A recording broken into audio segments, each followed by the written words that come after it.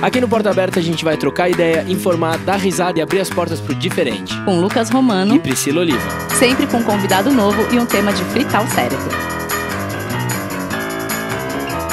Sejam muito bem-vindos a mais um episódio de Porta Aberta. Olá, Bertinhas e Abertinhos! Como é que vocês estão? Brasilzão, ó, hoje a gente vai pro segundo episódio do Mês das Mulheres e hoje o tema é bem delicado e eu já vou avisando que pode dar aquele gatilho. Segundo o Escritório sobre Drogas e Crimes da ONU, metade das mulheres assassinadas no mundo inteiro são vítimas do próprio companheiro ou de outros homens da família. De acordo com o artigo 5 da Lei Maria da Penha, violência doméstica e familiar contra a mulher é qualquer ação ou omissão baseada no gênero que lhe causa morte, lesão, sofrimento físico, sexual ou psicológico e dano moral ou patrimonial. No Brasil acontece um feminicídio a cada 7 horas, mas a violência contra a mulher não é exclusividade do Brasil, é uma epidemia mundial. E para ajudar a gente a bater um papo sobre esse assunto, convidamos elas que se uniram para criar o coletivo Entre Elas. Por favor, recebam a advogada Natália de Campos e a psicóloga Natália Marques. Uma salva de palmas!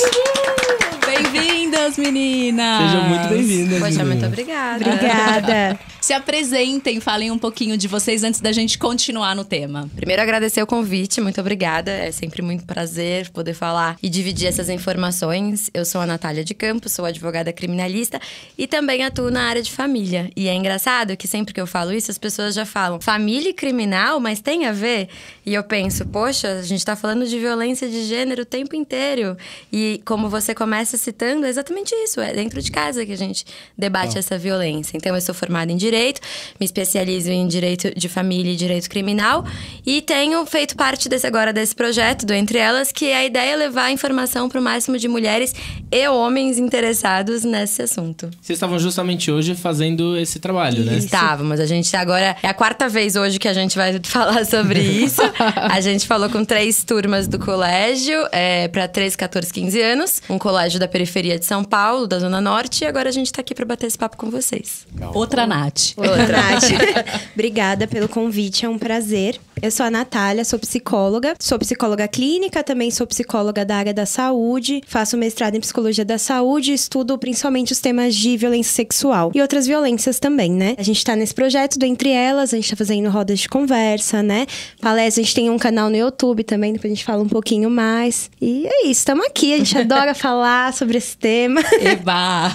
Eu vou começar com uma pergunta mito pra gente introduzir esse tema, que é: em briga de marido e mulher, ninguém mete a colher? Mete a colher, sim. Aliás, tem que meter a colher. Tem que, né? Uma das coisas mais legais que a gente tem nesse projeto de levar a informação é para que as pessoas que estão em volta também detectem que tem alguma coisa errada acontecendo. Porque, às vezes, uma das coisas que acontece quando uma pessoa tá numa situação de violência é que ou ela não detecta que ela tá nessa situação de violência ou ela não tem força o suficiente para pedir ajuda. Então, quando a gente dissipa essa informação para a sociedade, faz com que os vizinhos, a família, os amigos se atentem que tem alguma coisa errada. E com isso, metam a colher. E é muito importante a gente pensar em como que a gente mete essa colher. Porque não pode ser num tom de acusação, num tom de sai da sua casa agora, pega tudo e vem pra cá. Nem sempre essa é a solução para as outras pessoas envolvidas nessa violência. Chega incitando, acaba incitar mais outra a posição do agressor, né? Exato. Então, como que a gente pode meter essa colher? A gente pode meter essa colher no lugar da escuta, no lugar de abrir para que a pessoa te veja como um porto seguro para buscar essa ajuda. É muito legal essa sua pergunta, porque eu sempre oriento as mulheres ou as pessoas que estejam numa situação de violência, que ao buscar ajuda, ao ir, por exemplo, numa delegacia, vá com alguém que não tem nada a ver com a história, porque tá menos fragilizado. Então, se acabou de sofrer uma agressão, ao invés de você ir parar na delegacia sozinha, com as crianças, busca sua irmã, sua mãe, sua vizinha, alguém que esteja mais fortalecido que você, pra conseguir te amparar. Então, sim, mete a colher, deve Uma meter. coisa que é muito importante também, acho que nisso, que a gente sempre incentiva nas nossas rodas de conversa, né, em todo o trabalho que a gente faz, é entender que a pessoa não gosta, né, ninguém gosta de sofrer agressão, as pessoas têm razões, né, pra estar no relacionamento abusivo, N motivos, pra que as pessoas não julguem e acolham, né, porque muitas vezes já tem aquela coisa, eu vou contar, o outro vai julgar, aquela lá já julga, porque acha, por que você não saiu? Saiu porque não quer, né, então a gente tenta fazer uma conscientização pra entender que não é fácil sair, né, dependendo da situação é mais difícil ainda, né, quem é casada, casada, com filhos. De todas as situações já é difícil, porque tem toda a manipulação emocional. Mas para que se acredite, né, que ninguém tá naquela situação porque quer, tem vários fatores psicológicos, físicos, de todos os tipos envolvidos, para que a gente se acredite, né? E também a questão da sororidade, né? Para que uma mulher possa fortalecer a outra pra gente fazer essa rede de apoio. Não, você tá... Vamos lá, vou fazer com você, né? Então a gente trabalha muito nesse sentido. E tem mulheres que, na verdade, não sabem ou não percebem que elas estão numa situação Exatamente. de violência doméstica ou sofrendo um relacionamento abusivo, né? É o mais maioria. comum, na verdade. Por isso que a gente entende que o mais importante nesse momento é que a gente consiga levar informação. Porque a gente detectar que tá num relacionamento abusivo, numa situação de violência, é o primeiro passo pra você conseguir sair dele. Primeiro eu preciso me perceber nessa relação. E eu sempre brinco que o termômetro da gente saber se a gente tá num relacionamento abusivo ou não é a gente suscitar a dúvida. Se de repente eu tô na dúvida, será que eu tô num relacionamento abusivo? Você deve estar. Porque se você tiver num relacionamento saudável, isso não vai ser uma questão pra você. Verdade. Você vai ouvir todas as características e vai passar batido. Quando você levanta essa dúvida e acende a luzinha vermelha na cabeça, é bom você conversar com alguém sobre, porque a probabilidade é grande de você estar no relacionamento. Tem a questão também de que é um assunto muito novo, né? A gente tava falando hoje na escola pensando, né? Que talvez na nossa adolescência a gente nem é tão mais velha assim, né? Então, eu ia, na verdade, desculpa te interromper, mas Imagina. o assunto é novo ou o debate é novo? Debate, exatamente. Debate, Sempre né? existiu, né? Violência contra a mulher existe desde quando o mundo é mundo, né? Isso é antiguíssimo. Mas o nome, né? Dar nome e tudo isso é algo muito novo. A gente não conversava sobre isso há 10 anos atrás. Eu acho que vem mais forte há uns 5 anos atrás, no máximo. Então, muitas pessoas também não sabem porque é algo muito que ninguém falava antes, né? Antes você ter um relacionamento abusivo era simplesmente um namorado ciumento. E namorado ciumento é normal. Tudo isso. E é muito doido isso, né? O ciúme virou sinônimo de cuidado. Por exemplo, mas ele pede a senha do meu WhatsApp, ele controla a minha vida, o meu e-mail, mas é porque ele quer cuidar de mim. Ele quer me proteger, mas é justamente o contrário, né? Mas surgiu isso agora, de que o ciúme agora virou sinônimo de proteção dentro de um relacionamento. Mas pelo contrário, Total. você ama a pessoa, você quer que ela seja livre dentro dessa estrutura, né? A gente, desde muito pequena, a gente romantiza sofrimento, né, nas relações. Eu falo que desde quando a gente for verdade. ver... se você for ver criancinha, aí fala assim, vai estar me batendo. Então vocês vão casar quando vocês ficarem mais velhos. A mocinha da novela sofre a novela inteira. Sim, exatamente. Você pode ver, desde criancinha, aquelas crianças que estão sempre brigando, o pessoal, vai casar, vai namorar. Isso é romantização de sofrimento, de agressão, né? E isso vai ficando na nossa cabeça a vida inteira. Assim como a romantização dos ciúmes, né? A gente tá trabalhando hoje pra desmistificar, olha, não precisa, amor não precisa ser... Amor é livre, né? Tudo isso, mas a gente ama com muita posse, né? E o processo da desconstrução, seja ela qual for, é sempre um processo longo e doloroso. Então, falar pra uma mulher, por exemplo, que o ciúmes não é bacana, ou mesmo pra um homem, não é legal a ter sua senha do WhatsApp, você precisa... É um processo de desconstrução que a gente tá vivendo. Eu sempre brinco que a primeira vez que eu li Dom Casmurro, por exemplo, eu achava a Capitu uma escrota. Agora, lendo muito mais velha, eu falo, olha, eu nem sei se ela traiu ou não, mas deveria. Porque que cara chato!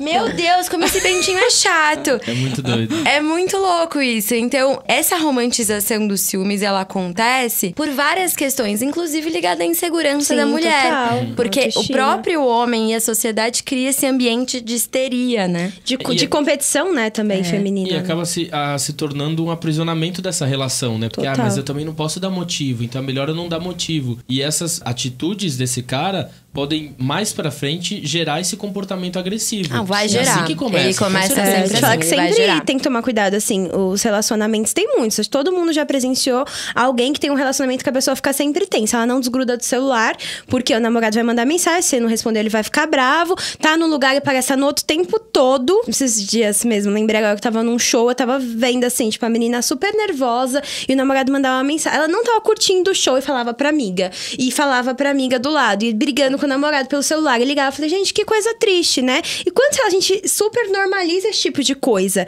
na qual você tá no lugar e você tá com medo do seu namorado e você não tá conseguindo pensar em mais Tem que nada. provar que você porque tá ele nesse me Você tá lugar. tenso o tempo todo. Exatamente, Você tem tá que tirar tenso o foto tempo com as suas todo. amigas pra mostrar se você tá mesmo com as amigas, aonde você tá. Olha E faz que, chamada de vídeo, então, né? que opressor isso, né? Que ruim viver assim. Tudo isso é abuso, né? Então, já que vocês falaram nisso, eu vou puxar aqui uma pergunta. Existe um caminho para violência doméstica, existe alguma coisa que seja assim um pontapé inicial, por exemplo, uma violência psicológica? Se o agressor e o agredido não buscam ajuda, normalmente evolui. Não tem muito como você sair disso se você não tratar, como qualquer outra característica que você tenha.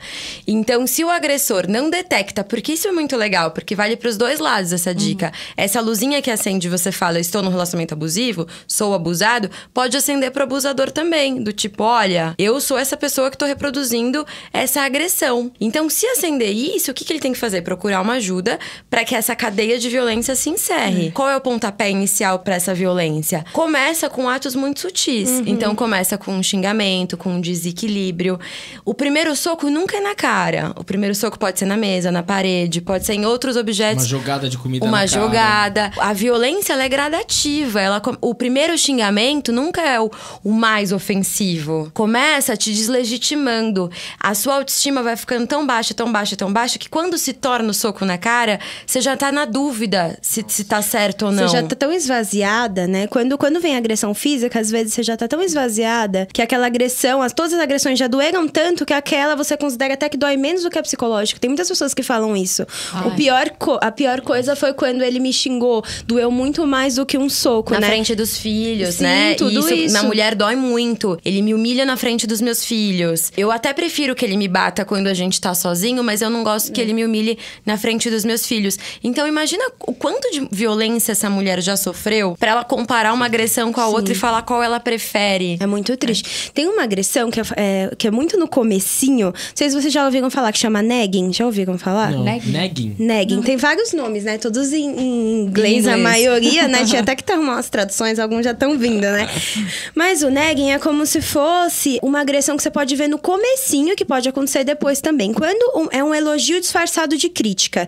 Então, você vem assim, por exemplo, você sai com alguém. Aí, sabe quando a pessoa fala, ai, é tão legal você ser feminista, nossa, é maravilhoso, mas, ai, só não gosto daquelas exageradas, sabe? Sabe quando vem sempre um mas? Ai, nossa, seu cabelo é tão bonito, aplique. Sabe quando parece que a pessoa tá te desqualificando? Olha, você é tão bonita de rosto, seu rosto é lindo, né? Só que... E faz ali dar sempre... uma emagrecidinha. faz sempre uma... E às vezes é muito sutil, a pessoa nem fala diretamente. Mas ela vem disfarçadamente te fazendo algumas críticas. Deslegitimando, assim, uma piadinha ofensiva com o que você gosta de fazer, com a sua profissão. Tudo muito sutil. Ele, é brincadeira, eu acho maravilhoso. Ela faz uma piadinha, eu acho maravilhoso esse movimento das mulheres.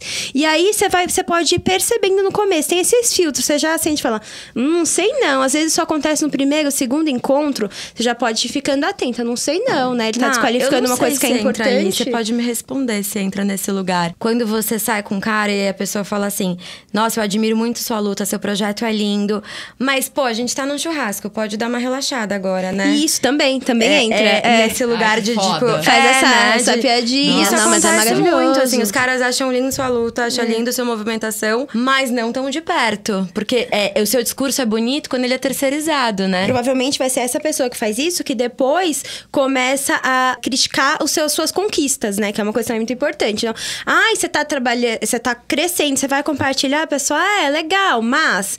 Não legal, mas tem que ficar comigo também. Então, ela começa a te criticar porque ela não quer ver você brilhar, né? A maior parte dos relacionamentos abusivos, todos os relacionamentos abusivos, o parceiro não quer ver você crescendo, né? Aí, quando você vê, diminuindo, né? Quando você vê, as coisas que você gostava, você não gosta mais, nada mais faz sentido. Até você tá totalmente dependente emocional daquela pessoa. O abusador, ele se cresce dentro do seu isolamento. Então, ele precisa que a mulher, ela fique cada vez mais reclusa, cada vez mais isolada. Porque é isso, é o que a gente acabou de falar. Se as pessoas em volta detectam, olha, você precisa de ajuda, tá alguma coisa errada, ele vai perdendo a força. Então, o que ele começa a fazer num dado momento da relação?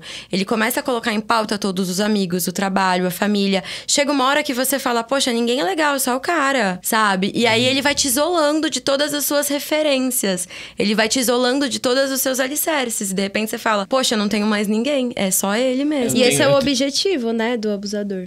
Eu tenho uma conhecida que tava num relacionamento abusivo, ela sofria agressão verbal e física muitas vezes. E os amigos realmente falavam, a gente tentava alertar, mas parece que a gente acabou perdendo a amiga, porque tava tão intrínseca no relacionamento, se sentia tão fraca, que não conseguia enxergar também que as pessoas estavam tentando alertar ou não. Não, mas ele vai melhorar, não, mas isso vai acontecer. Porque ela quer acreditar nisso, ela de fato quer acreditar.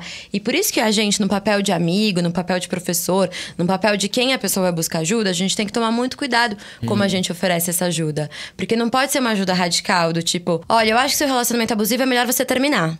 Olha, eu acho que seu namorado é abusivo, por isso que eu não convidei ele pro meu aniversário. Não é nesse lugar de excluir ainda mais essa pessoa. Então tem que ser num lugar do acolhimento, do lugar de falar assim, mas como que você se sente? Você quer conversar sobre isso? De repente você pode fazer uma pergunta pra ela e ser um gatilho de tudo que ela tá vivendo. Você pergunta, que música que você quer ouvir? E de repente a pessoa vai se dar conta de que faz muito tempo que ela não sabe que música ela gosta. Então vamos tentar, nesse lugar do acolhimento, ser um lugar gentil. Porque todo mundo em volta tá vendo que ela tá nesse relacionamento abusivo e às vezes ela até sabe. Mas a gente tem que acolher essa pessoa com mais carinho mesmo. Total. Você ficou misturada com aquela pessoa, ela te criticou em tudo e aí você tem que resgatar. Eu falo que o primeiro trabalho que a gente faz depois de sair de um relacionamento abusivo é resgatar quem é você. Porque você fica totalmente perdida de quem é você. O problema do relacionamento abusivo é que ele não acaba quando ele termina. Ele se perdura dentro da mulher por muito tempo. Então demora... Você conseguiu sair dessa relação, você já não tá mais com esse parceiro, mas você ainda tem esses traumas dentro de você. Então você ainda deixa de usar aquele vestido e você nem sabe por que você não gosta dele, sabe? E você vai tendo que fazer esse resgate. Eu demorei muito tempo pra gostar de dirigir, por exemplo, porque eu aprendi a dirigir com um namorado que gritava, que era uma coisa muito louca. E aí eu reproduzia, do tipo, eu não gosto de dirigir, não gosto de dirigir. Até que eu entendi que esse era meu gatilho. Então é muito difícil, porque a gente tem que lidar com isso ainda. Às vezes, vários anos depois, você ainda tá reproduzindo. Total. Então, eu ia... Quando você começou a falar, eu ia perguntar se as mulheres conseguem se recuperar. Então, eu acho que é uma coisa que a gente não esquece. Tanto que eu sempre falo, né, até no consultório, assim, falo, vamos esquecer a ideia de esquecer? Porque a gente não esquece uma coisa que aconteceu com a gente, ainda mais algo forte. A gente tem que ressignificar, né? Aquela relação, ela vai deixar marcas. Eu falo assim, sempre, não tem tempo, né? Porque a pessoa fala, não, já faz 2 anos. Ainda faz 2 anos, né? Vamos cuidando. Ter uma próxima relação, depois de um relacionamento abusivo, é muito difícil. Porque você tá com vários traumas. Antes você entrou na primeira relação, provavelmente, você não tinha nada disso, né? Você entrou com o coração aberto ali. Aí nessa relação você viveu vários traumas. Quando você vai viver outra, você tem 1000 defesas, vários gatilhos, e aí é muito difícil, porque você já vai toda defendida, você tá com 1000 medos, você tem muito medo de viver aquilo de novo. Então, é todo um trabalho, por isso que é muito importante a terapia. Não tô falando pra puxar a minha sardinha, né? Não, mas gente, mas eu puxo também. Não, se tem uma coisa que todo mundo neste mundo deveria fazer, é terapia. Não, Priscila, eu vou te falar mais um adendo. Eu falo isso muito, a Nath ouve sempre. 90% dos problemas no judiciário seriam resolvidos se as pessoas tivessem feito terapia. Principalmente na minha área, na criminal e família, todos os problemas teriam sido resolvidos com terapia, gente. Total. Ponto. Total. Você pode pegar, é sociopata, é psicopata, terapia teria ajudado. Sabe? Qualquer... Terapia custa mais Nesses barato que um casos é um divórcio, pouquinho mais gente. difícil. Terapia custa mais barato que um divórcio. E custa mais barato do que o preço médio de um encarcerado hoje pra gente. Então, façam Sim, terapia. Então, mas só terminando, né? Mas dá pra gente ressignificar, né? Você sempre vai ter uma marca de uma relação, mas depois você vai aprendendo com isso. Você se fortalece, né? Você pode até se fortalecer, se tornar uma mulher diferente do que você era, assim, descobrir novas coisas sobre você, né? Porque você vai descobrir quem você é novamente. E essa pessoa que você é pode ser uma mulher que você considera muito mais incrível do que antes. E aí, aquelas marcas, você vai lidando com elas, né? Vai fazendo terapia, vai vivendo uma relação saudável, vai se cuidando pra não reproduzir. E é isso, aquilo vai ficar como uma lembrança ruim, mas devagarzinho vai doendo menos. Acho que foi isso que a gente buscou fazer. A gente ressignificou toda a dor que a gente viveu em relacionamentos não saudáveis e concretizou isso num projeto pra dar apoio pra outras mulheres, sabe? Então, ressignificar a dor fortalece muito. Muito. Total. A gente falou aqui vários tipos dessa violência, né? Quais são essas diferenças e como identificar esses tipos de violência? Tem a violência psicológica, né? Que foi o que a gente começou falando. Terminando, né? A violência psicológica é ampla, assim. Tem vários tipos. Mas é sempre alguém que tenta te ofender, né? Te diminuir. E às vezes é muito sutil. Porque todo mundo sabe que a violência psicológica é se alguém te xingar, te ofender de N maneiras. Eu ia fazer essa pergunta. Nem sempre a violência psicológica é agressiva, Às vezes ela é muito sutil. Então nem sempre é como a Nath falou. Os insultos em celular, mensagem também entra como violência psicológica. Entra como violência psicológica. Em celular, insulto, esse controle, essa coisa de tá sempre te testando, né? Desconfiando de você, rebaixando a sua autoestima de qualquer maneira, né? Te usando pra fazer piada com os outros também, também, né? Mesmo também, que total. não, eu tô aqui só, é só uma brincadeira. Total. Tem uma violência psicológica que eu gosto muito de falar, que é o gaslighting, Não sei se você já... A gente comentou no episódio de feminismo. A gente fala que em português é homem enlouquece. A tradução. Redundante, né? O homem me enlouquece. E aí, essa violência é uma violência na qual se tenta confundir a mulher, né? Então, acho que um exemplo muito prático é que, por exemplo, você vê alguém te mandou uma foto, algo que não dá pra esconder, seu namorado te traindo. Não dá pra você, né? Você sabe que é ele. Aí você vai falar e tal, ele vai te fazer uma história tão grande, ou você leu alguma coisa, ele vai falar que vai te culpar, né? Sempre te culpar de tudo. Que você que não confia, que não é assim, que é a última vez, que o amor é o maior do mundo, que ele não é assim, que você é ciumenta demais, etc, etc. No final, você tá se sentindo culpada. Você não sabe nem o que você viu mais. Você começa a desconfiar da sua própria sanidade. Fala, será que eu vi? Eu acho que não foi assim. Você tem certeza. E a manipulação que acontece no meio, quando no final você tá pedindo desculpa por algo que foi o outro que errou. Isso acontece muito. A psicológica é uma das mais imperceptíveis, né? Total, que é muito sutil. Uma das mais imperceptíveis. Mas uma coisa que eu queria deixar de adendo, que vocês leram um artigo da Lei Maria da Penha, os tipos de violência na Lei Maria da Penha, eles são exemplificativos, não taxativos. O que isso significa? Que existem esses exemplos na lei,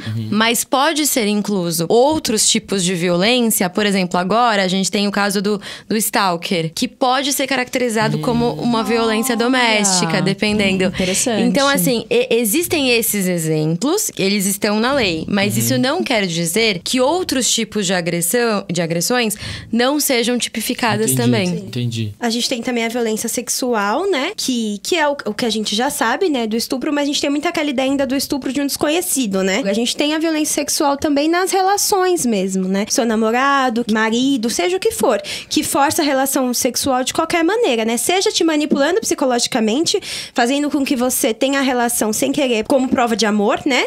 Ou seja também, o Kanat fala bastante, né? Bem do estupro de vulnerável, né? Quando você tá dormindo, quando você tá bêbada, quando você não consente, não oferece esse consentimento de alguma maneira. Muitas e muitas mulheres normalizaram na vida acordar e o marido tá penetrando. Isso acontece muito. E as pessoas não sabem, porque falam, não, mas é meu marido, eu me relaciono com ele. Mas você tá dormindo, né? Você não tá consentindo. A gente acaba recebendo muitos relatos de mulheres que sofreram algum tipo de violência, até pela exposição que a gente faz, então a gente recebe muitos relatos. E um dos relatos que eu recebi, ela tinha passado por uma relação muito abusiva, ela tinha terminado, e aí ela saiu com um amigo à noite, e ela pôs um vestido, passou perfume, tava se sentindo incrível pra sair com esse amigo. Bebeu muito. E ela acordou no carro desse amigo, sem a calcinha, com o vestido levantado, e aí ele falou pra ela, mas você queria também, né? A gente tava muito bêbado, ali aconteceu. E aí você vai ouvindo esses relatos e você fica pensando, ou as pessoas são muito mau caráter, ou elas não têm noção de que ela tá cometendo um crime, porque não é possível. A gente tem essa ideia de que o criminoso é sempre um desconhecido. Sim. E se a gente pegar os casos de abuso, você falou os dados no começo, a maioria das vezes é um conhecido, até contra a criança. Então é sempre alguém próximo. Sim. A gente que a mulher tem uma culpa internalizada, né? Porque a gente ouve desde criança que, fecha a perna, cuidado pra você não provocar. A gente tem a ideia de que a gente que causa o abuso, né? A gente que provoca. Então, quando acontece muitas vezes a gente paralisa, porque a gente fica pensando, será que não fui eu mesma? E é por isso que a gente tem que ficar falando todo dia, né? Pra gente entender. Não foi você. Você pode estar nua, você não está consentindo nada. Mas essa voz que a gente tem interna de culpa, às vezes nos faz que a gente inverta, né?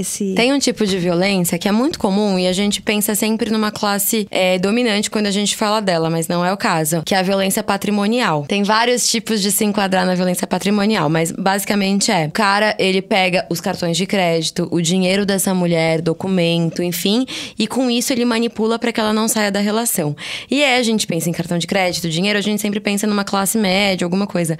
Mas é muito curioso que a gente faz esse projeto com mulheres em situação de rua também. E aí essa semana a gente teve o depoimento de uma das assistidas ali, falando pra gente que ela mora na rua com a filha dela e com o parceiro, que ele pegou os documentos dela e da filha e manipulava pra que ela não saísse dessa relação, inclusive chantageando, do tipo, se você sair daqui desse barraco, né, onde eles moram, você não tem documento da sua filha, sabe o que vai acontecer? Você vai perder a guarda da sua filha. E aí mantendo essa mulher. Então a violência patrimonial é nesse lugar, porque tem dois casos. Pode ser que os dois trabalhem e ele controle toda essa renda do casal, manipule ela com esse dinheiro que é dela, e pode ser que ela não trabalhe fora, trabalhe em casa, cuide dos filhos, e ele também manipule isso para que ela não consiga sair dessa relação. E essa situação é muito comum. A gente vê isso no escritório.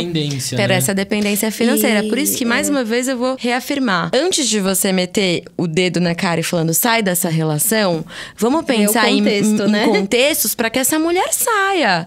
Ela tem um trabalho, ela tem como se manter. Como que a gente vai tirar essa mulher, esse amparo no todo? É muito importante também que essa violência, ela começa muito sutil, né? A patrimonial também, que ela vem disfarçada de não precisa trabalhar, não, eu te dou tudo o que você precisa. Vem disfarçada de carinho e cuidado. E muitas vezes vem um controle, né? Você não vai trabalhar. Então, é bom pra gente ficar alerta também nesse tipo de coisa. Não que esteja errado a mulher não trabalhar, mas perceber se isso de fato é algo compartilhado entre o casal, né? Se esse dinheiro vai ser compartilhado de fato ou se é algo pra te controlar. Se eu realmente deixar tem ele, homens até que controlam no sentido de que se tiver relação sexual, você tem dinheiro pra comprar coisa pro filho, sabe? Desse nível tem acontece. casos que quase uma aparecem. prostituição, É né? quase uma prostituição. Acontece esse nível. Tem um caso que é bem emblemático, assim. É uma mulher que ela trabalhava, ela conseguiu juntar um dinheiro razoável e ela tem uma situação muito complicada e ela queria pedir o divórcio. E o marido trabalha com uma coisa que facilita muito ele esconder o dinheiro, o patrimônio da família. E quando você pensa no divórcio, que era esse dinheiro que ela conquistou e tal, pela nossa legislação também é dele. Então ele também teria direito a metade desse dinheiro. Então é muito difícil pra essa mulher. E ela falou, olha, Natália, sabe o que eu vou fazer? Eu vou ficar com ele, vou montar um negócio. Eu falei, mas aí ele vai ter direito. Vai ter direito. Não, Nossa, vamos que tentar doido. romper esse ciclo antes, mas é muito difícil. Que doido. E aí, além da violência patrimonial, a gente tem a moral, a verbal e a física, que é o mais comum, assim, A moral que e a as pessoas verbal, eu conhecem. não entendo muito a diferença da psicológica. Eu gosto de englobar exato. tudo na mesma, Sim. né? E a física é o que a gente já sabe, né? Das agressões, mas tomar cuidado também que às vezes ela começa com um empurrão, um apertão, né? Aquele soco na parede. Tem gente que briga e tem mania de tacar as coisas na parede. Um soco, isso também é uma ameaça, né? Do tipo, cuidado, senão a próxima vai ser você a apanhar, né? Bom, agora que a gente falou dos tipos de violência, eu queria que vocês explicassem para os abertinhos e abertinhas como é e como acontece o ciclo da violência, que também é uma coisa que é muito normal, né? Sim. É bem normal. O ciclo da violência, a gente fala que tem 3 fases, né? Que costuma ser a fase de aumento de tensão, né? A fase de explosão e a fase de lua de mel. Tudo bem que o relacionamento, ele começa na fase da lua de mel, né? Ninguém começa tudo lindo, aí vai devagarzinho, começando uma agressão aqui, uma piadinha ofensiva ali, tudo isso que a gente falou da violência psicológica, né? Mas costuma ter esse aumento de tensão, que é quando começa a violência psicológica, um estresse, tacar as coisas na parede, tudo isso, essas ameaças, vem várias ameaças. Olha, se você não fizer, eu posso te agredir. Se você não fizer, eu vou tirar você dessa casa. Vem as ameaças. Aí tem a explosão, que é quando acontece a violência mesmo, né? Ou então a agressão, ou então a violência psicológica pesada, né? O xingamento pesado, tudo isso. E o que mantém a relação abusiva, que é a fase de lua de mel, né? Que aí depois sempre vem aquele arrependimento, aquela coisa de eu vou mudar, presente, jantares, 1000 promessas, eu vou mudar, me dá mais uma chance, um arrependimento profundo. E aí passa aquele período que faz com que a gente esqueça que teve os outros, né? Porque, tá tudo muito bem, eu vou esquecer o que passou pra gente conseguir agora deixar essa relação Ele se bem. arrependeu, né? E aí eu esqueço, e aí que volta pra fase de aumento de tensão, porque aquela fase de lua de mel não se mantém por muito tempo, né? E aí a gente vai mantendo esse ciclo. O problema é que quando chega nessa lua de mel de novo, aí de novo a gente resolve dar uma segunda, terceira, quarta chance, né? Tava pensando. É que eu tava vendo um post hoje que postaram justamente sobre esse ciclo e que o final desse ciclo justamente às vezes é o óbito da mulher. E isso é muito triste, né? Eu falei pro Lucas que foi muito difícil fazer essa pauta de hoje, porque quando você vai estudar sobre violência doméstica, violência contra a mulher, começam a vir os casos na internet. E tem coisas assim que você fala, meu Deus. E é bizarro, porque é todo dia o caso de uma mulher que foi morta pelo marido, pelo namorado, pelo ex-namorado e tal. Eu até falei pra ele ter um caso, eu não vou lembrar o nome nem a cidade de onde a menina era, que o cara não só a matou, como ele levou a cabeça pra mãe dela. Nossa, Gente, é tipo... Ele apareceu na casa da mãe dela com a cabeça da menina. Gente, idade média, né? Assim, pois é. Total. E aí eu queria entender um negócio, porque foi estudando e lendo sobre esses casos que eu queria, acho que você como advogada, Nath advogada, acho que vai poder falar um pouquinho mais sobre isso, que é o seguinte, em vários casos desses que eu li, em vários casos que a gente sabe sobre o feminicídio, a mulher já tinha denunciado, muitas delas já tinham feito o boletim de ocorrência, já tinham o pedido da medida preventiva e mesmo assim ela foi morta ou ela sofreu uma tentativa de homicídio. Eu queria entender por que isso acontece. Existe alguma coisa aí, né, que mesmo que a mulher seguindo todos os passos dá errado. O que acontece? Eu não consigo entender. Se a mulher já tem uma medida preventiva, como é que ele chega às vias de fato? Eu queria entender também, mas eu vou te explicar. Vamos tentar aqui. Não, eu adoraria que a gente tivesse uma resposta muito exata. Falar, Priscila, isso acontece porque na página 2 do protocolo 5 não foi seguido, mas é mentira. Isso acontece por vários motivos. Primeiro, a gente tem que entender que a gente tem um sistema inteiro patriarcal e machista. Muito machista. Então, ainda que a mulher rompa todas essas questões que a gente já falou, da vergonha, busque ajuda, denunciei, fui na delegacia da mulher, tá tudo certo, tem a medida protetiva. É muito importante que isso seja tudo feito, mas ainda assim não dá pra gente confiar que uma medida protetiva é o suficiente pra que deixe essa mulher segura. É como se a gente pensasse que se a gente fez um BO por roubo, a gente não fosse mais ser roubado. Ou que se a gente fez um BO por ameaça do chefe, a gente não vai ser mais assediado. Na verdade, essa denúncia, ela funciona muito melhor na questão da política pública, funciona muito melhor no lado da estatística, porque se vocês pegarem, acho que essa semana saiu uma pesquisa que aumentou muito o índice de feminicídio, é porque, na verdade, será que aumentou ou era subnotificado? Então, por que é importante as mulheres denunciarem? Porque, às vezes, essa denúncia não vai garantir que você sobreviva, infelizmente. Mas, às vezes, é o que vai garantir que a sua vizinha sobreviva. Porque você tem esses dados e esse índice para cobrar política pública, que é o que a gente espera. Então, o que deu errado? Ela fez tudo certo, o que deu errado? Deu errado porque o judiciário tá completamente sobrecarregado.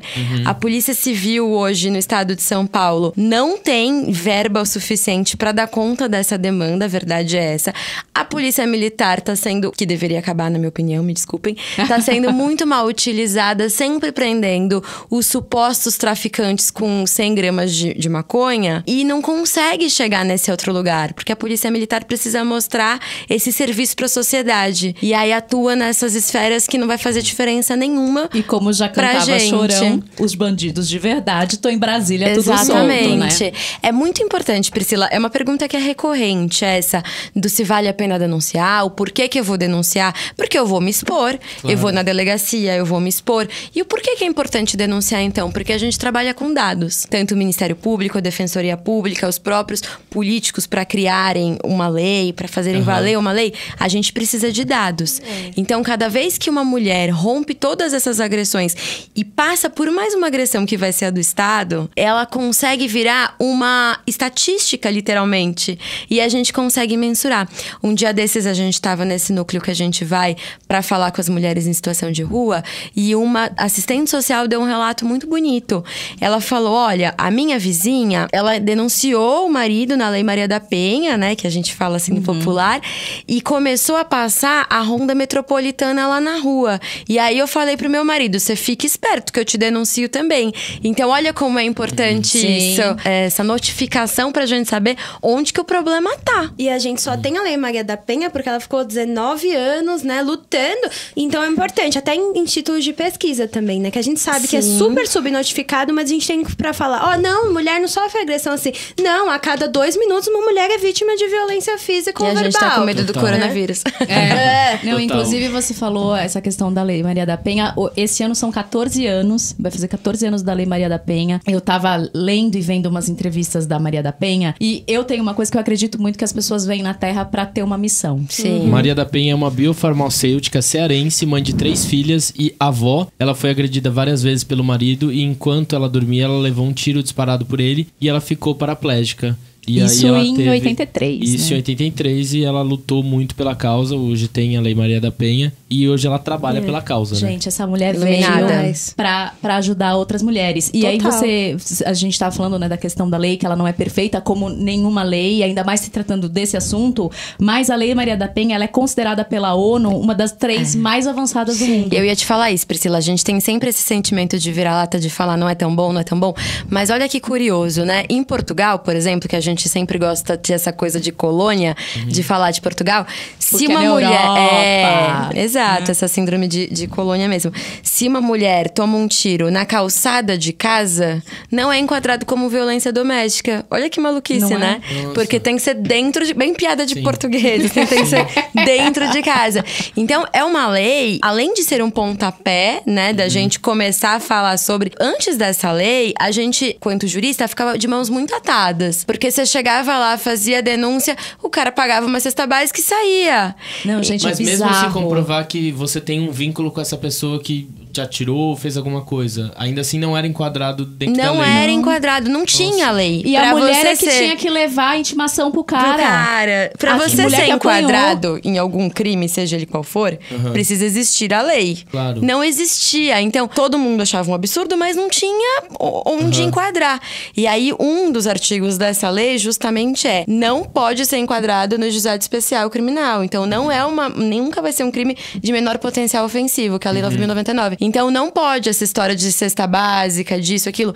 Isso acabou também, tem algumas falhas, tem algumas questões, mas a gente tem que debater. E eu posso estar falando uma grande bobagem, mas eu vi em algum lugar que parece que tem um grupo de mulheres também brigando para que a Lei Maria da Penha seja também colocada, por exemplo, um estupro que foi feito por um desconhecido, uma violência, um assédio que a mulher sofreu fora fora de casa e não necessariamente por um conhecido. Tem essa vertente. O que, se ela Deveria. começar a ser aplicada para esses casos, vai ser maravilhoso, né? Claro. Eu acho muito complicado, viu, Priscila? Eu penso um pouco diferente, porque eu acredito que a sociedade tem uma ideia de que tudo vai ser reparado com direito penal. Sabe? Entendi. Como se todo problema social a gente aumentasse a pena ou diminuísse a maioridade penal e que isso fosse suficiente para que a gente não colocasse mais, não tivesse E mais esquecem crime. que isso vai continuar acontecendo. Vai continuar acontecendo. Então, assim, realmente, né, um estupro por um desconhecido ser enquadrado na Lei Maria da Penha, talvez seja interessante.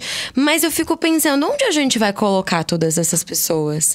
Porque eu vejo sempre que, até pela histeria popular que o Datena, esses lugares promovem, e os próprios políticos promovem, é como se o direito penal fosse o suficiente para solucionar todas as questões. Será que o lugar do debate não seria da gente pensar como que a gente vai fazer para que esses crimes diminuam? Eu acompanho um pouco desse debate, um pouco de longe, eu tenho lido alguma coisa sobre, mas eu ainda não tenho opinião formada, para ser sincera. Essa conscientização de base é mais importante, eu acredito né? nisso. Que o problema tá lá atrás, né? Eu acredito muito nisso. Eu Por isso acredito que a gente gosta toda de ir vez nas escolas, né? que Porque a a gente fala gente- que começa da base. É. Se a gente já, desde criança, já fala, por exemplo, que eu falei no começo, né? O menino não tem que ficar batendo, as meninas não tem que ficar batendo, os meninos não tem que ficar acredito batendo nas meninas. Já muda essa consciência. que toda vez que a gente tenta reparar um problema social na esfera penal, a gente cria automaticamente outro problema, sabe? Entendi. Então eu tenho essa questão.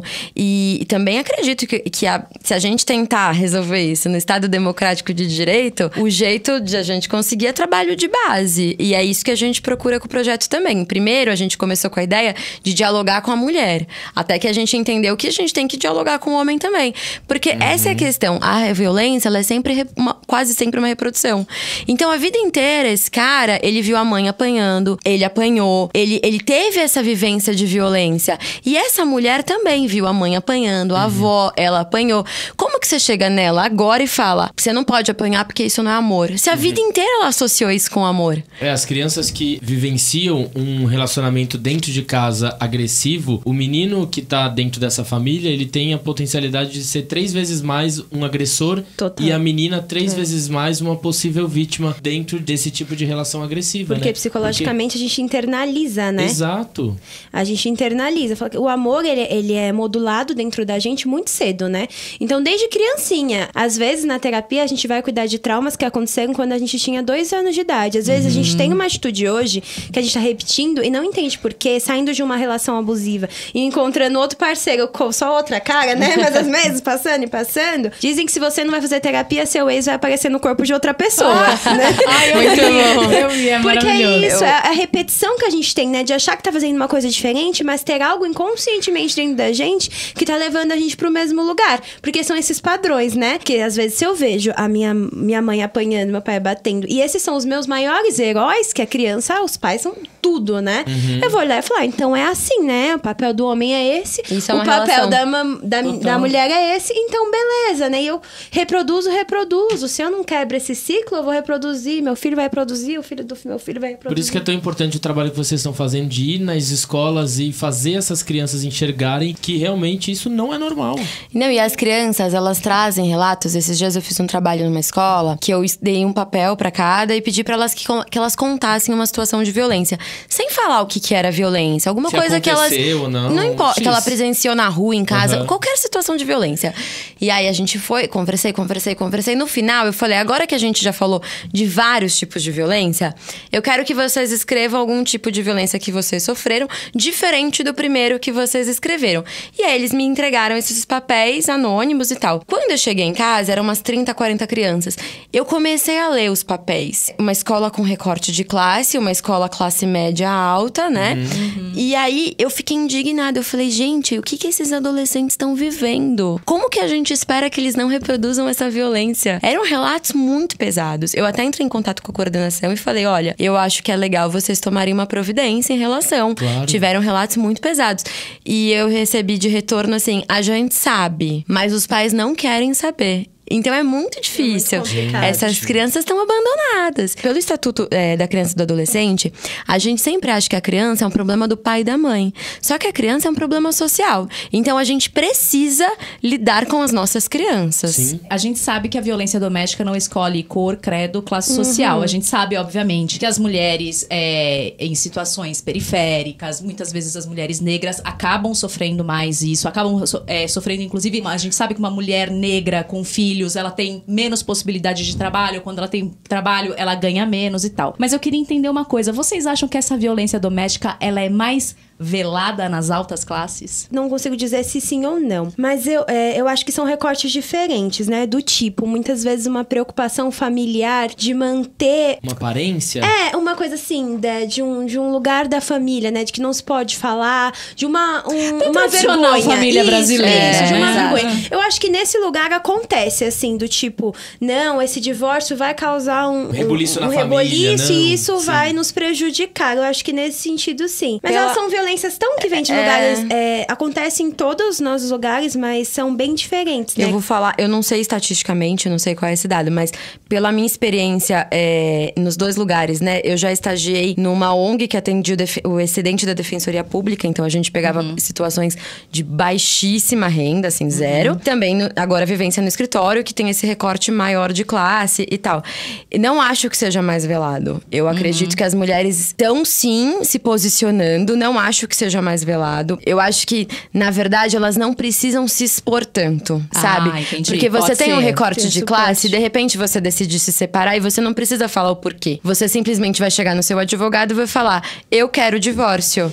E aí ela pode abrir, normalmente as mulheres abrem pra advogada, né, o que tá acontecendo, mas não precisa expor o motivo, não precisa expor porque ele me bate ou porque ele me agride, entende? E nas classes mais baixas, eu percebo que essa exposição é quase como se ela precisasse da ajuda da mãe, da vizinha, pra legitimar. Então, assim, eu vou me separar. E o que acontece muito nas classes mais baixas, né, que é a minha pauta de estudo também de cárcere, é que muitas vezes o agressor já tá preso por outra coisa, entende? Então, o divórcio não é nenhuma questão mais. O cara já sumiu, já abandonou, já foi. Então, não acho que seja mais velado. Eu acho que seja desnecessário pra algumas mulheres. Eu acho, elas acabam tendo um privilégio de privilégio, não total. precisar falar, Não né? precisar falar sobre tava isso. vendo Você fala na terapia, você fala com a sua advogada, você não precisa expor pro seu vizinho do prédio o que aconteceu. Sim, tem mais Entendi. esse suporte, né? Eu tava vendo, tem uma peça da Maria da Penha, né? Que da história dela, uma peça muito boa, chama Uma Lei Chamada Mulher. Acho que tá em cartaz até o final de abril, alguma coisa assim. E aí tava mostrando da Maria da Penha, no caso assim, que sempre ela tem uma classe social, não sei se alta, né? Mas um suporte familiar muito legal, uma condição financeira legal, ela tinha no caso, né, quando sofreu as violências. E ela falava muito do, mas minha família é tão legal comigo, eu não quero preocupá-los, eu não quero expor essa situação, eu não quero dizer que eles me educaram tão bem pra eu ser uma mulher tão livre, e eu vou dizer que eu tô presa nesse relacionamento. Então acho que às vezes tem esse lugar também do tipo, nossa, eu tenho vergonha de ter todo esse suporte e ainda estar nessa relação, né? E isso é muito curioso, porque eu tive um relacionamento muito longo, eu namorei dos 15 aos 22 anos, que é uma idade de muita vulnerabilidade. Eu tava saindo do colégio, entrando na faculdade, com um namorado que era 6 anos mais velho que eu, então tinha todas essas questões. As nossas famílias eram amigas, era uma pessoa que todos os meus amigos amavam.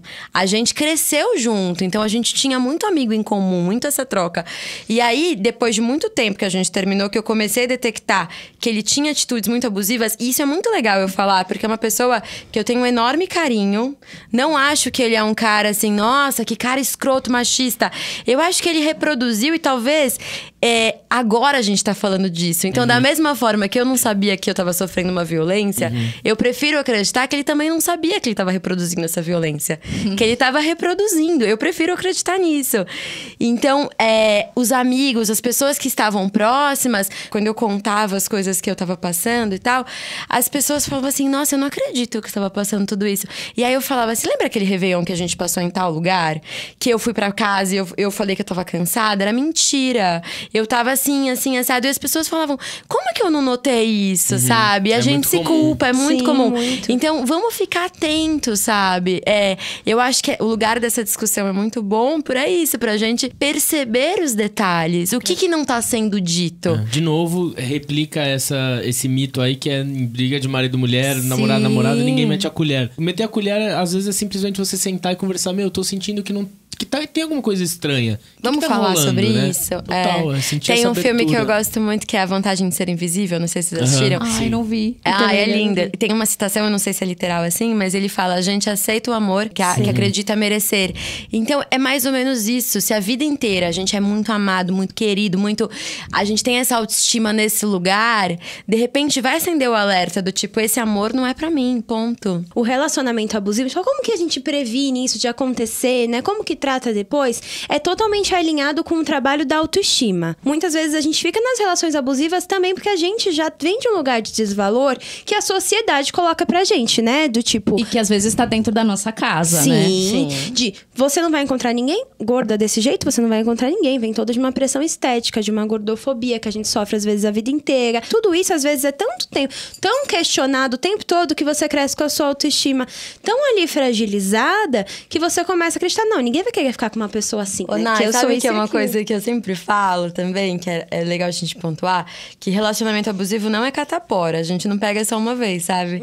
Pode ter vários relacionamentos Tem que ficar abusivos. atento o resto da vida, Você tem que né? ficar sempre em alerta, sabe? Bom, eu queria saber, na verdade, eu tava pesquisando enquanto eu fazia a pauta e surgiu uma alteração numa lei e que eu não sei opinar, não sou capaz de opinar.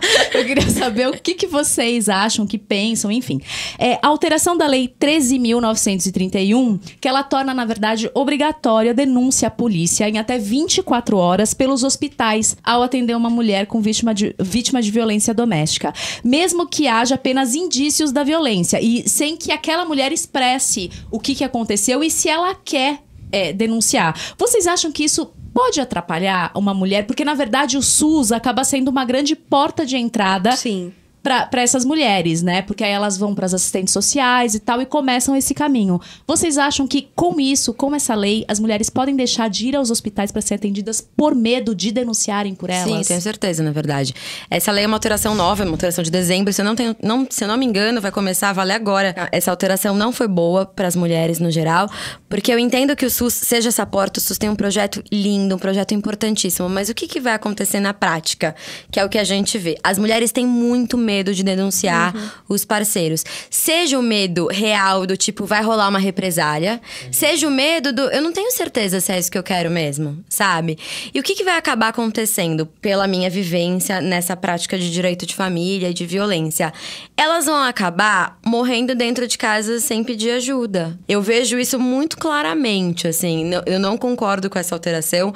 Acredito que poderia vir essa alteração de lei de outro lugar. Você entrou com essa demanda no hospital, tal, automaticamente você e seu parceiro vão ter que passar por um programa de conciliação, Sim, enfim, talvez outro sim. lugar, sabe? Porque o lugar da denúncia é, mais uma vez, a gente jogar um problema social no direito penal. Entendi. Então, vamos conversar. Que volta aquilo que eu falei da Maria da Penha. Exatamente. Falava, né? Eu acredito que é muito legal essa ideia da gente incluir o SUS nisso, mas vamos, por exemplo, colocar essa mulher e o parceiro num programa de conversar sobre violência? Não é muito melhor do que a gente, mais uma vez, fazer uma denúncia desse cara? Me veio uma curiosidade agora. Você acha que, se tivesse um programa assim, por exemplo, vocês duas, né? Vocês acham que um cara que é violento, ele pode deixar de ser? Você acha Acho. que a cura... A cura, com certeza. Eu já acho que não, depende.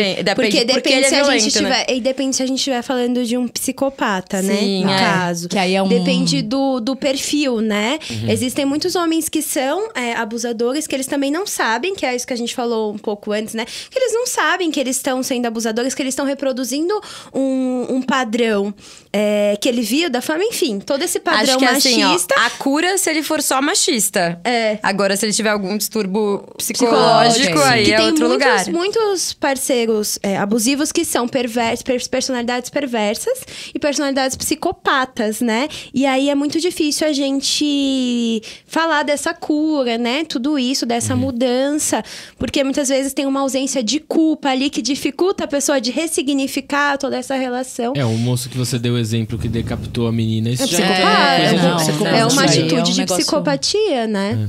Bom, eu separei aqui algumas informações coletadas no site da Maria da Penha que elencaram alguns mitos sobre a violência doméstica, que eu acho legal a gente dar uma debatida. A gente fala um pouquinho por cima. O primeiro é: as mulheres apanham porque gostam ou porque provocam. Isso se ouve muito. Eu queria mas ela provocou entender, né? ele. Essa Mas- provocação. O que legitima você bater em outra pessoa? Exatamente. E eu é. trago muito essa discussão quando a gente fala, por exemplo, da violência contra a criança, porque criança é um ser vulnerável que todo mundo legitima apanhar, por exemplo. também. Porque mulher, a gente ainda faz essa discussão. Ela provoca, mas o que legitima? O que é essa provocação pra valer a pena, pra ser legítimo você apanhar? agredir, Eu não né? consigo entender esse mito, não. O próximo que eu tenho aqui é: a mulher não pode denunciar a violência doméstica em qualquer delegacia. Pode denunciar em Pode, qualquer né? delegacia. O ideal e mais acolhedor é que você vá numa delegacia da mulher, porque você vai ter profissionais um pouco mais qualificados pra lidar com a sua demanda, mas pode ser em qualquer delegacia. E aí tem mais uma que é melhor continuar na relação mesmo sofrendo agressões do que se separar e criar o filho sem pai. Ai, não, pelo Não, amor de Deus. E a mãe, eu gosto dessa porque é a famosa mãe solteira, que eu nunca entendi. Mãe não é estado civil, Mãe não é né? estado civil, mãe Então. solo. Não, gente, você joga E aí pro mundo. é o que a gente tava falando antes, né? Que você tem que trabalhar a autoestima e trabalhar tudo isso desde o começo pra você entender que muitas vezes a gente fica na relação abusiva também por acreditar que a mulher não pode ser solteira, que uma mulher solteira é uma mulher abandonada, que ninguém quis, triste, solitária. Isso tudo que o machismo coloca na gente, né? Então, se a gente tem que trabalhar desde base também de que eu posso ser sozinha, tá tudo bem, eu posso encontrar outro parceiro que eu quiser, eu posso ficar sozinha que eu quiser, fazer várias coisas legais. Trabalhar isso de que mulher divorciada, nossa, isso é tão antigo que é bizarro a gente falar hoje que ainda existe esse preconceito com mulher divorciada. E existe, um né? adendo, tá? O cara pode ser um péssimo marido e não necessariamente ser um mau pai. Não sei se vocês assistiram a série Big Little Lies. É Que é maravilhosa exatamente essa série. isso. Nicole Ele é um Kidman, excelente exatamente pai isso. com as crianças. Exatamente. Só que o relacionamento com a personagem da Nicole Kidman é extremamente abusivo. Existe Essa muita série é violência maravilhosa. doméstica ali. E ela se sente realmente presa naquele relacionamento. Porque ela não sabe se aquilo é um ato de carinho com ele. De ela sentir tesão naquilo, mas não. Mas ela realmente já tá intrínseca dentro desse relacionamento. Mas ele é um bom pai pros filhos. O que ela faz? Exatamente. E essa série eu sou apaixonada, Também. eu sou suspeita pra falar. Mas é porque nesse mito você fala, é melhor ficar com esse cara porque ele é pai do que ser mãe solo, enfim. E uma coisa não exclui a outra, ele vai continuar sendo um pai dos seus filhos. Se ele for um bom pai, ele vai continuar sendo. Um outro mito que eu tenho aqui, que tá dentro da violência doméstica, que é: os agressores não sabem controlar as suas emoções. Isso é Terapia. muito... exatamente. E isso é muito do machismo também, né? De entender que o homem tem esse instinto agressivo que ele não consegue controlar. Do mesmo lugar que vem que o homem, ele precisa se relacionar sexualmente. Não existe nada disso. São tudo crenças, né? Coisas impostas. Tem essa necessidade. Não existe nada disso. Todas as pessoas conseguem conseguem controlar, sim, os seus ímpetos. Tem pessoas que têm questões, problemas psicológicos, neurológicos no controle dos impulsos, e essas pessoas precisam de tratamento, né? Às vezes até de medicação para controlar esses impulsos, essa agressividade. Mas é isso, a pessoa tem que buscar ajuda e procurar o tratamento. Se ele teria matado o chefe, já teria matado todo mundo. Esse é sempre meu argumento. Aí matando as pessoas, quando as né? pessoas legitimam violência contra uma criança, esse é sempre meu argumento. Mas me tirou do sério. Gente, as pessoas me tiram do sério o dia inteiro. Se a gente E fosse eu não bater, saio batendo. Se você fosse bater em cada um que Já te tira do pensou? sério, não ia restar um. Não ia restar um? Não Total. existe isso, né? E um último mito que eu tenho aqui é fácil identificar o tipo de mulher que apanha. Gente, existe esse tipo Eu de fiquei mulher? tipo de mulher pensando, seria essa, Mesmo né? porque a gente já citou aqui a Big Little Lie, que é isso. É uma mulher riquíssima, bem estruturada, advogada que largou a profissão. E não dá pra identificar. Toda No caso, mulher se ela tiver com o olho roxo, aí talvez, né? Você eu não perceba consigo que ela identificar, apanhou, né? não. Não, e qualquer mulher em algum período da sua vida sofreu algum tipo de violência, Com certeza, né? Alguma todas. dessas que a gente Com elencou aqui. Quase muito todas as triste de mulheres ver. do mundo já tiveram uma relação abusiva. Eles falam que é uma em cada 3, né? Quase Acho que é todas. isso. As outras duas vão sofrer, calma, gente. Só E hora as vai outras chegar. duas, às vezes, não sabem que tiveram também, Pois né? é. Então, ali- Pois é. Agora, assim, a gente pensar nesse homem, nesse abusador, o homem que é agressivo com a companheira em casa, ele necessariamente é agressivo na rua? Ou ele é um homem completamente diferente na rua? Existe um perfil comum, assim, entre o homem Eu vou e o abusador? falar da parte jurídica, pelos perfis que chegam pra gente. Não tem perfil. Ele pode ser agressivo em casa e pode ser agressivo na rua. Ele pode ser agressivo em casa e não ser agressivo na rua. E é o que eu falei, ele pode ser agressivo com a esposa e não ser agressivo com os filhos. Da parte que chega pra mim, que é depois das pessoas não terem feito terapia, não tem perfil. Não que eu tem, vejo ele não precisa muito- necessariamente ter tido problema com drogas ou Não. com Não. álcool, não, né? O que eu vejo muito é que tem... Eu sempre falo que tem dois tipos, costuma ter mais, né? Mas costuma ter mais dois tipos padrões, assim. A gente vê aquele abusador que é muito nítido, que é aquele cara mais grosseiro, que briga na frente das pessoas. Machão, Então, né? Isso, mas que xinga. Sabe, se todo mundo já viu um casal que tem aquelas brigas enormes e grita e etc. A gente tem esse tipo que às vezes essa pessoa já é assim na vida. E a gente tem um que é muito mais difícil ainda de identificar, que é aquela pessoa muito velada, que é agressivo com a parceira, às vezes é agressivo só com a parceira de uma maneira mais nítida, mas na vida é aquela pessoa, aquele cara que às vezes todo mundo fala, ele é perfeito. Tem esse tipo que é muito comum e muito perigoso. E a gente também tem aquela pessoa que faz essas agressões sutis, que é perversa de uma maneira tão sutil que essa pessoa costuma ser a que todo mundo ama. A gente sabe que o caminho ainda é longo, temos muitas coisas com o que trabalhar, mas vocês, e eu acredito até que pelo trabalho que vocês façam, vocês acreditam que a gente já melhorou muito no combate à violência contra a mulher. E aí eu queria saber se vocês realmente acreditam que esse caminho está melhor. E eu queria saber pra vocês hoje o que é mais urgente de ser feito pra realmente a gente começar a efetivamente combater a violência contra a mulher. Tá, vamos lá. Se a gente melhorou, está rolando essa evolução, com certeza. Eu vejo que a partir do momento que a gente tá aqui numa sexta-feira falando sobre isso, é porque as coisas estão melhorando. A gente tá trazendo esse debate pra mesa e as coisas, pra gente combater alguma coisa, a gente precisa falar sobre ela. Se a gente hoje em São Paulo, a gente tem delegacias da mulher 24 horas, que era uma coisa que a gente não tinha Sim. antigamente. Então, sim, tá tendo esse avanço. Acredito, um exemplo até agora, por exemplo, na 20ª edição do Big Brother, né? A gente tá falando agora, apontando o dedo pros agressores e não pras mulheres. Então, olha como a Detectando relação sociedade... abusiva, Sim, tudo olha isso. como a sociedade tá amadurecendo no debate também. Isso é como muito tá bom. sendo bom um programa que tem um acesso muito grande levar essas relações abusivas pra discussão. Então, eu acredito que sim, a gente tá melhorando, tá rolando essa melhora. E o que é mais urgente de ser feito, como eu tenho defendido o programa inteiro, a vida toda, é parar de jogar na conta do direito penal um problema que é social. Então, como que a gente vai resolver? Conscientização, trabalho de base. A gente entender que a política não são os políticos. Que viver é um ato político. Pra mim, a conscientização do trabalho de base é o mais emergencial. Não adianta só reclamar, né? Não, pelo contrário. Total. Eu concordo muito com a Nath, tudo que ela falou. Eu acho que a gente tá melhorando, né? Eu acho que, poxa, quando a gente era adolescente, ninguém foi na escola falar de relacionamento abusivo. eu vou dando ideia do que era isso. Não, Eu teria me poupado 7 anos de relacionamento abusivo. Eu falei isso no programa passado, né? Ninguém falava de feminismo, ninguém falava de gordofobia, pressão social, violência doméstica. Ninguém falava. E sabe o que é louco, Priscila? Porque as pessoas falam, hoje em dia tudo é bullying. Na minha época não era. E tá todo Sempre mundo foi, traumatizado pagando a conta da terapia. Exatamente. Sim, a gente já tem uma evolução de estar discutindo sobre esses temas. Eu fico muito feliz quando eu vejo jovens falando várias coisas legais, assim. Quando eu vejo adolescentes, meninas muito jovens já falando e meninos com consciência diferente. É muito legal. Meninas com consciência diferente, né? Então temos muito movimentos em vários lugares, resistência. Isso que a Nath falou do Big Brother é muito legal, né? A gente tá num momento político super complicado e mesmo assim tá todo mundo falando, vamos tirar os machistas de lá. Gente, faz 20 programas que a gente fala do Big Brother. Não tem um programa aqui. Não tem como ele não tá trazendo tantas pautas Tantas sociais. pautas. Que é legal. E é uma coisa que todo mundo tá vendo, né? Então é uma informação acessível ali. A gente tem visto em colégios as meninas fazendo grupos feministas, Sim. coletivos Que legal. feministas.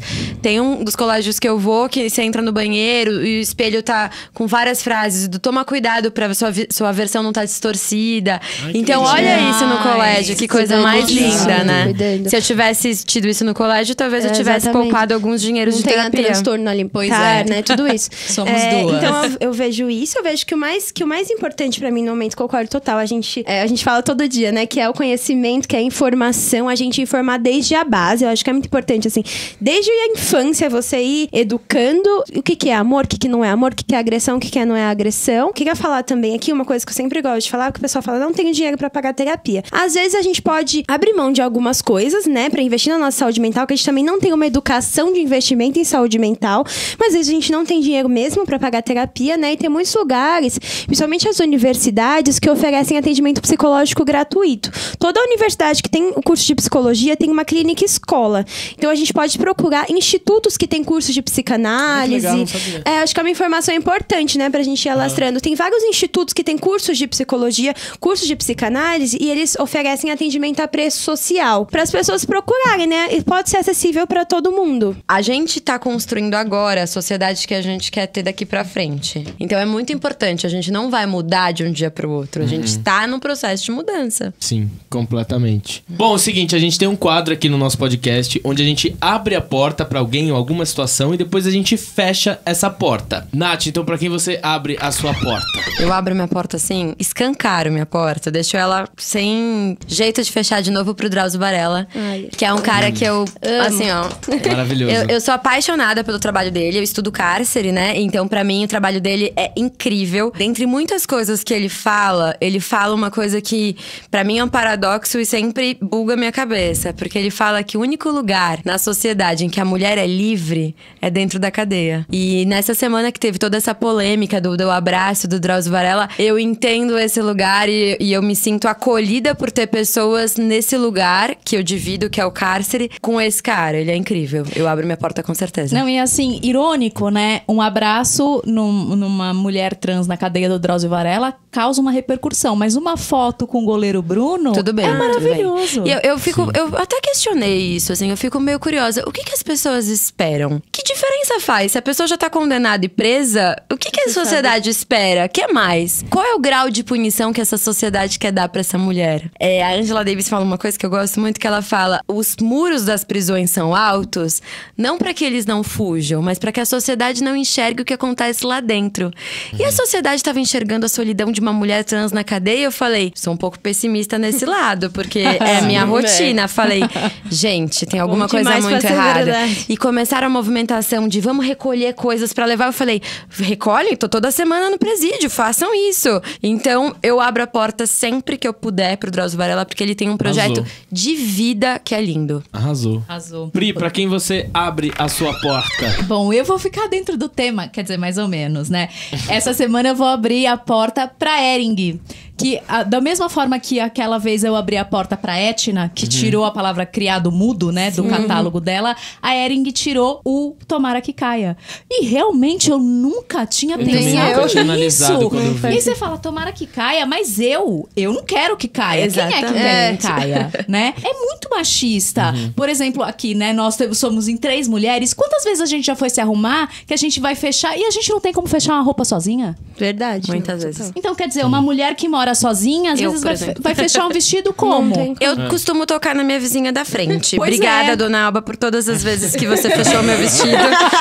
Maravilhoso. O meu maior problema nunca foi fechar um vestido. O meu maior problema foi abrir pra conseguir tirar depois. Porque normalmente eu chego de madrugada e eu não posso tocar na casa da vizinha. Exatamente. De madrugada. O que acontece é que eu acabo dormindo é com o uma vestido coisa mesmo. Porque aí, porque parte do princípio que o quê? Que uma mulher nunca está sozinha. Sempre tem nossa, alguém ali. são pra pequenas Nossa, verdade. coisas, né, que vão mostrando. É, E exato. sabe que isso é muito curioso que você falou? Eu não sei se alguém aqui surfa. Tem essa questão do zíper no John, que é uma roupa de surfar, né? Então eles colocam um extensor de zíper pra que você consiga fechar o seu próprio zíper. Então um homem surfista, Ele ele fecha. consegue. Ele te dá amparo pra que você consiga fazer isso. Maluco mesmo. E a probabilidade de ter gente na praia é muito maior do que no seu que no apartamento. apartamento. Pois Curioso, é. curioso. E como ficou chamada a Blusa sem alça. Super simples, né? Que é o que ela é, uma blusa. Blusa sem alça. Inovador. Inovador e palmas pra Ering. E depois desse jabá gratuito, Ering, manda umas blusinhas pra nós aqui. Patrocina. Pode ser com alça ou sem, Pode a ser com gente alça, aceita. Coisinha. Nath, pra quem você abre a sua porta? Eu queria abrir a porta pra Jaqueline, a pesquisadora Jaqueline de Jesus, que ela sequenciou o genoma do coronavírus, né? E aproveitando, abrindo as portas para todas as pesquisadoras, as mulheres da ciência no Brasil, né? Sim. Que são muito pouco valorizadas. Todas as pessoas na ciência no Brasil, infelizmente, são pouco valorizadas, As né? mulheres mais Mas ainda.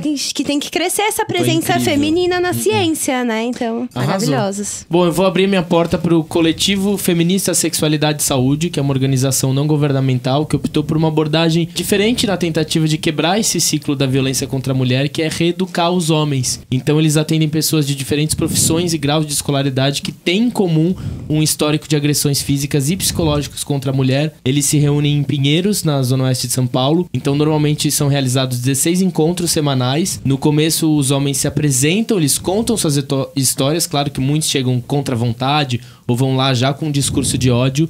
Os motivos relatados para a violência são quase sempre os mesmos: sentimento de posse, ciúmes, educação dos filhos e machismo. E o resultado tem sido super positivo. A cada 100 agressores que passam pelo coletivo, apenas 2 reincidem ao comportamento. Que bacana. Olha que bacana, foi o que eu te falei que seria uma Exato. solução. Então, Total. vale muito a gente pensar, porque esses caras que acabam sendo presos por essas agressões, eles vão voltar à vida. Normalmente dura 3 anos uma prisão, às vezes dependendo do crime cometido. Então eles vão voltar e aí? Vão obter novas vítimas. O que fazer com essas pessoas, E eu né? gosto desse Com discurso pra esses gente caras. pensar em todos os crimes. Porque Total. qualquer crime que a gente coloca uma Sim. pessoa encarcerada, ela vai sair em algum momento. Total. E como Total. que a gente vai acolher essas pessoas quando elas saem? E é super importante. Eu abri a porta também um outro episódio da Rita Von Hunt de masculinidade tóxica. Abri pro Ressignificando Masculinidades, que também é um grupo que discute isso. É super importante a gente ter essas rodas de debate com esses homens. Tem o pra papo de discutir homem também, né? O papo de homem, pra discutir sobre machismo, sobre esses tipos diferentes que estão acontecendo. Isso é super importante a gente dar essa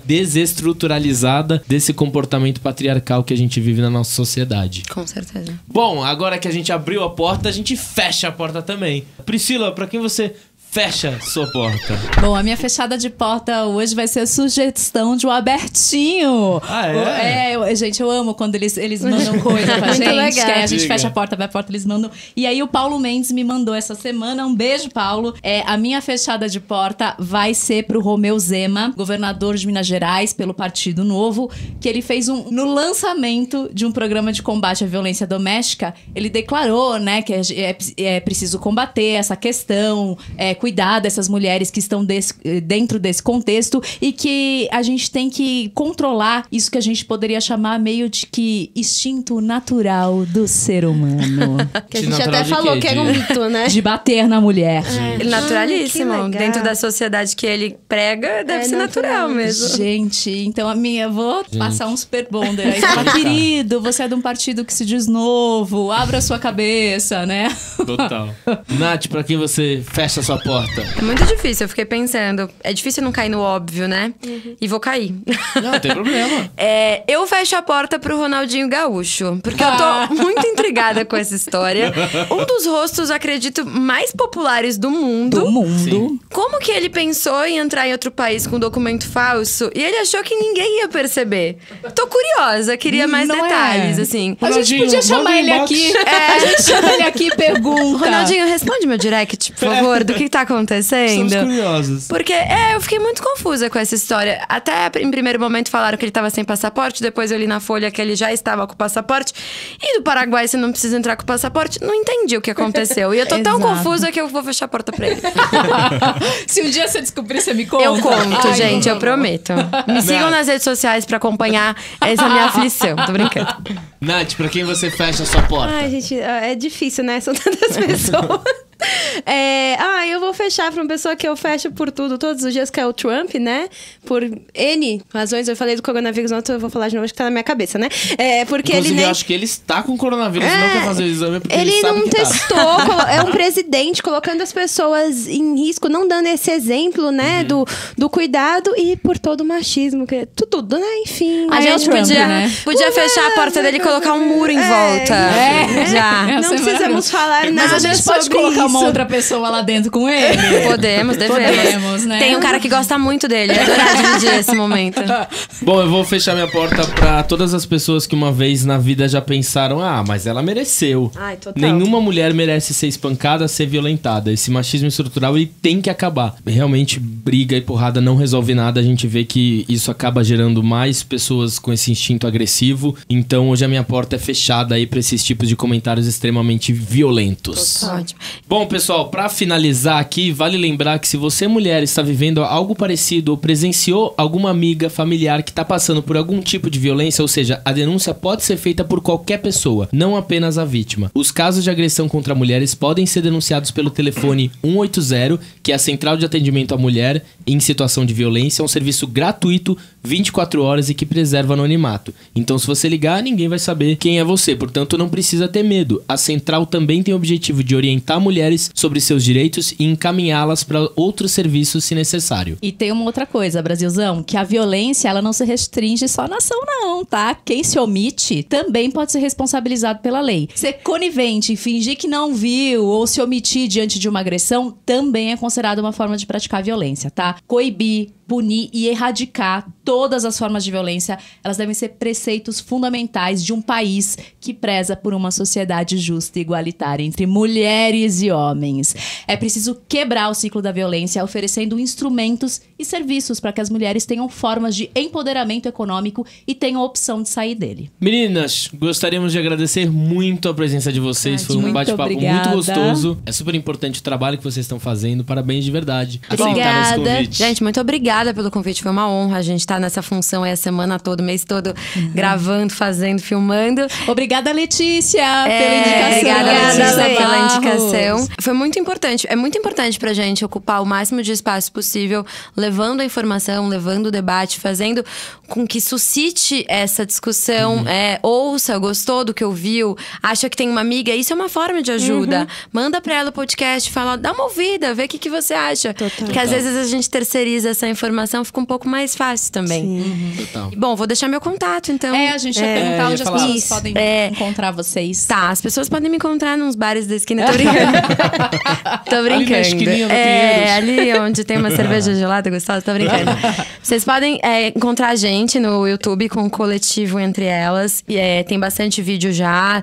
A gente tá sempre trazendo temas também pra desconstruir, levando informação. No Instagram, no Facebook, Coletivo Entre Elas. O meu Instagram pessoal é Natália com THD Campos com 2 S's. E eu também falo bastante sobre cárcere no meu Instagram pessoal. Enfim, vamos trocar. Gostou do que a gente Eu ouviu? fiquei muito curiosa com o que você falou. Você estuda muito a questão do cárcere? Estudo cárcere feminino. Nossa, eu fiquei Estudo curiosíssima. muito. E é muito legal, porque quando a gente fala da Suzy, da questão da solidão, eu penso, se você for um dia no horário de visita do cárcere feminino, você vai descobrir o que é solidão. A diferença é que é o cárcere masculino. Nath, para as pessoas acompanharem o seu trabalho. Além das nossas, né, páginas do Coletivo Entre Elas, eu tenho um Instagram profissional que é PC Natália Marques, sem TH, Natália Marques com S no final. É o que nos Bom, gente, diferencia. vocês estão precisando de uma advogada, de uma psicóloga. A gente já deu a dica aqui. Olha aqui. Tá aqui. Segue a gente, se inscreve no canal, E ajuda a dar uma o fortalecida. precisar é muito legal falar disso, porque ninguém pode alegar que não conhece uma lei. Só que a gente nunca aprende sobre lei, né? Então a gente tem que se informar por outros canais mesmo. Então, o precisar de uma advogada não necessariamente é um contrato, às vezes é só um esclarecimento. Então acompanha, a gente escreve para Todas Fridas também. Tem texto meu lá, tem texto da Nath. E curtam, compartilham, engajem esse projeto, porque tem muita gente envolvida. Vocês estão vendo eu e a Nath ouvindo aqui, mas tem bastante gente por trás que faz com que aconteça. Sim. Tem o pessoal da Dimitrios Produções que tá com a gente fazendo os vídeos. Tem a Paty, enfim, tem muita gente que tá dando esse respaldo. A Aline, que dá essa consultoria pra gente. Então tem muita gente que faz com que seja possível a gente encabeçar isso. E pra você que está nos ouvindo, todo sábado a gente tá aqui de novo pra bater um papo. Segue a gente no Instagram, @portaabertapodcasts. Estamos abertos. Sugestões, críticas, dicas, pessoas que vocês querem que a gente abra, feche a porta, manda pra gente. É isso aí. Um beijo, galera. Beijo, Brasil. Beijo. Tchau, tchau.